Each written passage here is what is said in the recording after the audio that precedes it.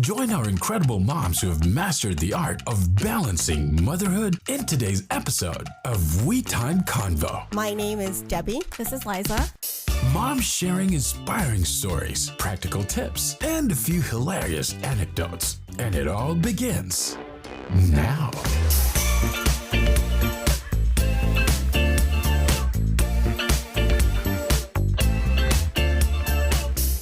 So Liza, I read an article and I thought that was very interesting that there is an airline that is now creating an adults only section. And obviously this comes about with people traveling with their kids and obviously the unpleasant experience of kids crying and all that good stuff while you're traveling. So when I stumbled on this article, when I read it, I was like, wow, they're actually doing something about that. And I've heard this for years, and Vanessa's now 16. And I can recall how traveling with her can be challenging. And so I found it very interesting that they're actually implementing something in order to do that. Not only for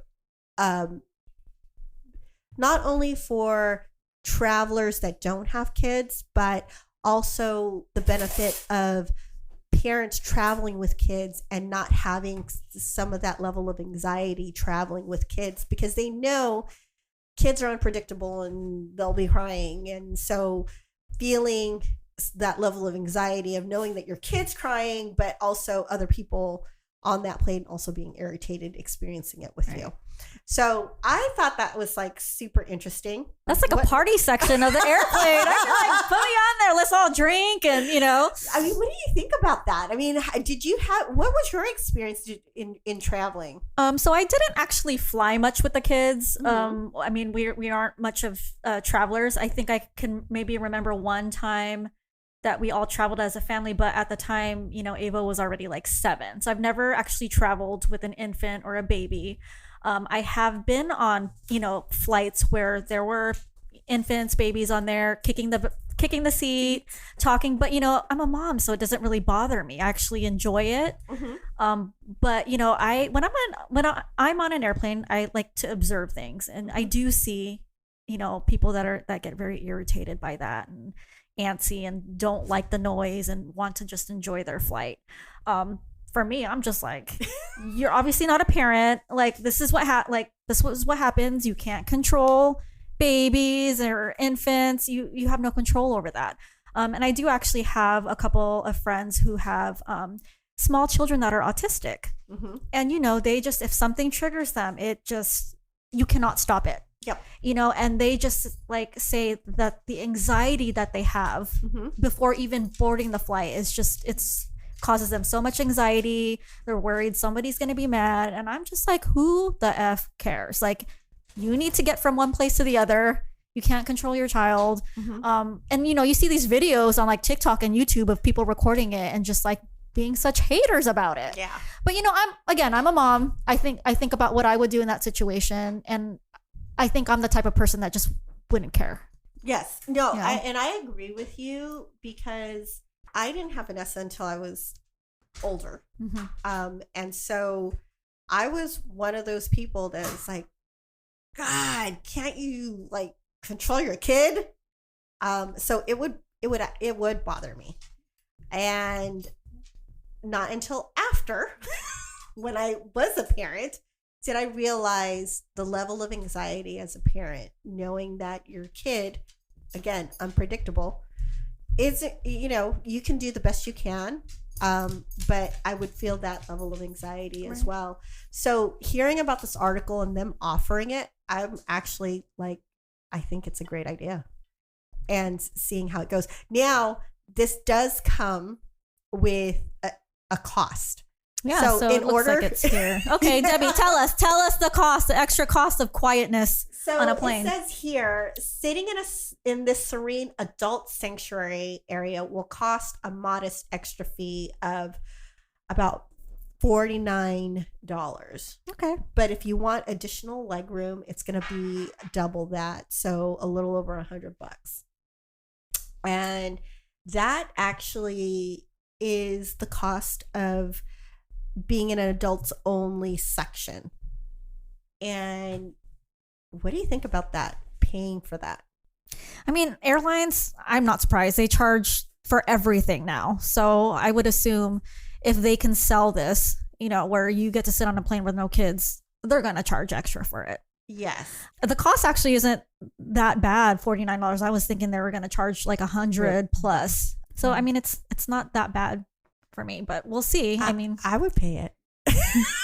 and it depends on how long the flight is too. Well, yeah. Right? Yeah. And so now I'm a parent. Vanessa's older. But if I was traveling with, you know, like my group of my girlfriends, and again, thinking about like getting away from, you know, the regular hustle bustle of life, I, as a parent who then wouldn't be traveling kids, would probably pay for that. So it's not just people who don't have kids. Yeah.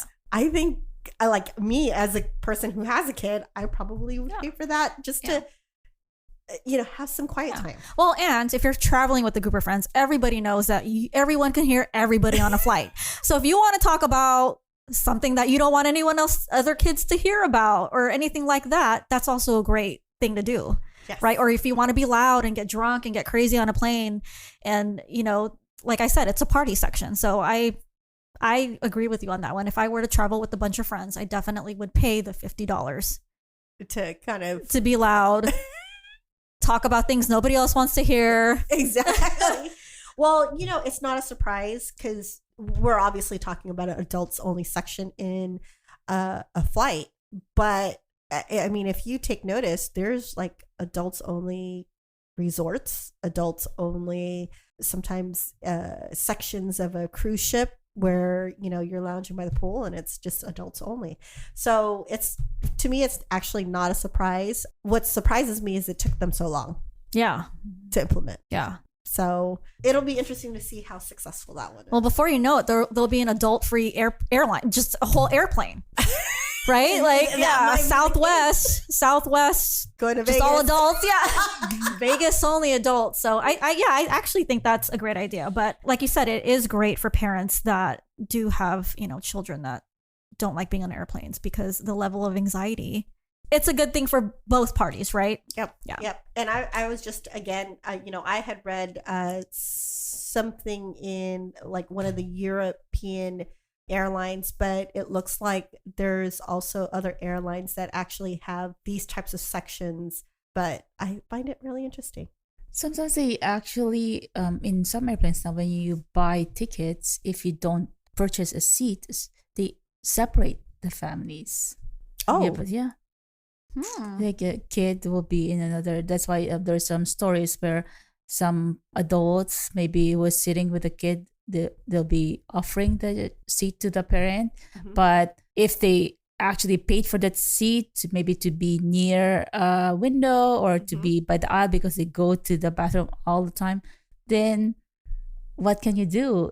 That's why you plan ahead, you pay, but you can't just give the seat up for a parent who wants to be with their child for the whole trip. Well, as you had mentioned this, I know that I remember being on a flight with a family, and my cousin ended up purchasing tickets separately for whatever reason. And so it ended up being where they were sitting in different seats. Yeah.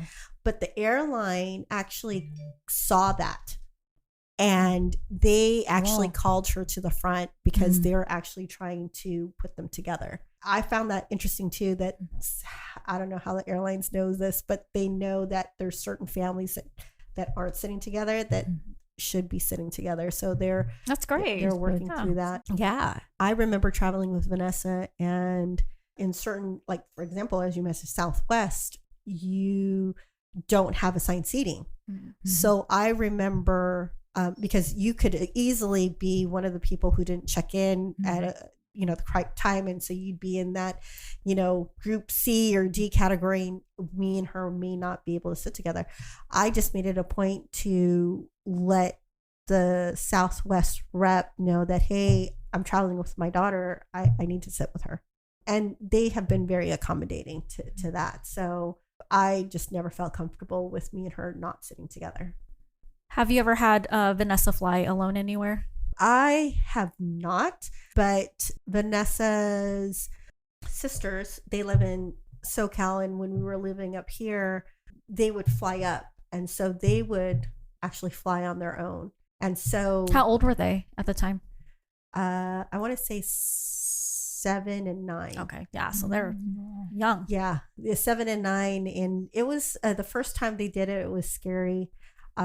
Their dad wasn't comfortable with it, so he actually got a ticket from San Jose, picked them up, and then they had a ticket coming back. Like he literally like just bought a ticket so he can go get them and then them turn around and come To back. ride with them back. Yeah. So that's how we did it, and eventually he got comfortable with the idea. It was only an hour flight, and so him and their mom got comfortable with the idea, and then they would fly out here on their own. I did was it a good with experience. I did it with Isaiah and Ben just recently with so Ben. How was I- the experience? You can actually pay extra, of course. As an airline, you pay for everything. You can pay extra where somebody can actually go to the gate, hand your child over to the flight attendant, and then the flight attendant will also meet somebody at the the destination at the gate, and that person will have the permission to go inside to go get them to the gate. Yeah. Oh, that's So it will great. be like gate to gate. But with Ben recently, he said, I asked him, do you want for us to pay for this service? Like, no, mom, it's okay. You have cell phones, you have everything. It's so easy. Yeah. When we was did it, easy. they didn't. It was part of the minor traveling.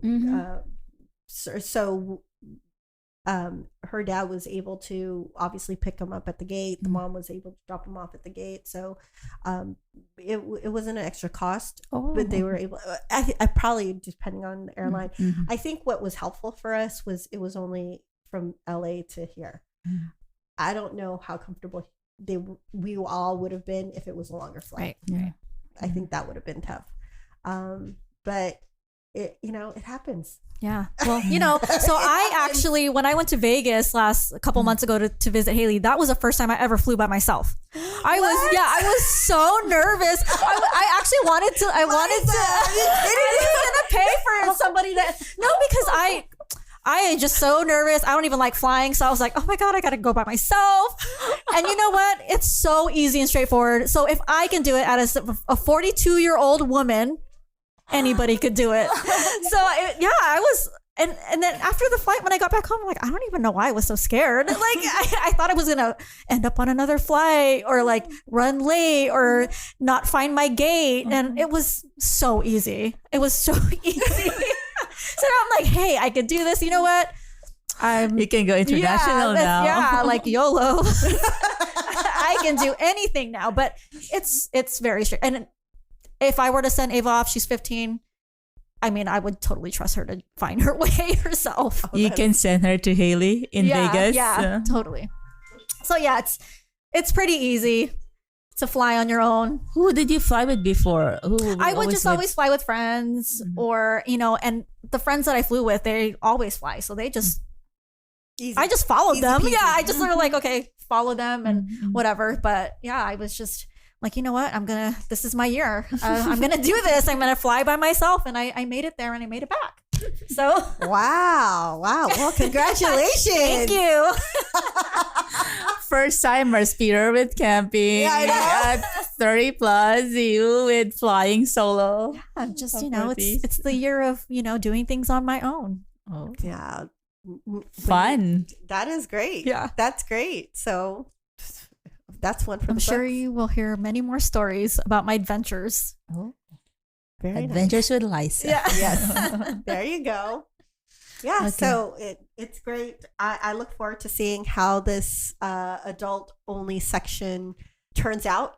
Hopefully it turns out well, because I actually could see myself using this service. We can tackle restaurants next time. Adults only restaurants in Korea. They say they're propping up more. This adults only. more? Yeah. Wow. I can see that. I actually would be more prone to a restaurant being adults only, yeah. than a airline. Flight, To yeah. be honest with you, Yeah. at least for me. Yeah. Yeah, totally. I mean, I wouldn't want to. Would that be age discrimination? It probably is. It's to some level, right? To some level, it is. But I don't know. I mean, I think there's just too much of this discrimination stuff going on. There's way too many sensitive people in America. Yes. Yes. I mean, so it's just, I don't know. But that's another topic. Yes, that's another episode. That's a whole new other episode. But yeah, I'm at that age now where my kids are older and I'd like a little bit of peace and quiet. And I wouldn't mind a adult only restaurant. And usually if you go to like those really fancy places, there usually isn't. Yeah, I think so, Little right? Like the babies. fine dining ones, there's a minimum age. Really? Yeah, like I don't think you're 16, gonna roll up in 16. French laundry with a 3-year-old, right? Well, I wouldn't want to. Yeah, like unless you have tons of money. But here's the thing. What if what if you do want your 3-year-old there and they pay for it to have your 3-year-old there? Then It's just wild. They have private areas. there you go. Yeah, I mean, I don't know. I personally, there have been moments where when Vanessa was younger and we had an opportunity to go eat without her, I definitely would not want to have another kid to deal with, Right. if that makes sense. Like it ruins your fine dining experience, Experience. right? You're spending so much money. And like, okay, so your kid's going to eat like this, I don't know, multi-$1,000 meal, but really they just want mac and cheese.